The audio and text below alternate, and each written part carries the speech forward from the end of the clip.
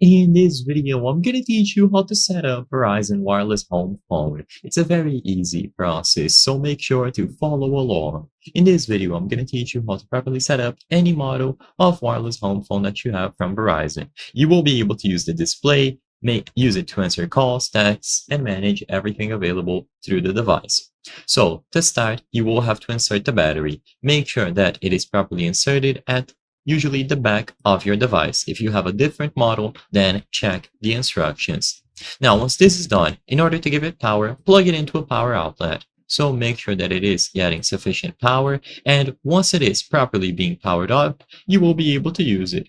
So now, plug one end of this cable here, and then the other one into a power outlet, and you should see the display light up, indicating that it is good to go. Now, you need to set it up through one of these ports here. To do this, you will have to disconnect the home telephone from the wall jack. So as you can see in this example image here, you will be unplugging this. So unplug it accordingly. Once the home telephone has been unplugged from the wall outlet, you will be able to plug it into the Verizon device.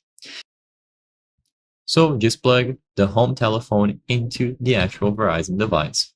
With this done, you will be good to go. You will be able to press the power button, usually at the front or the back of the device. So as you can see here, you press this button to power it on, and after you hold this button for a couple of seconds, the display will light up. You will be able to use all of the functionalities on the Verizon device, and you simply have to leave it in plugged to a power outlet. Everything will be usable, and you will be good to go.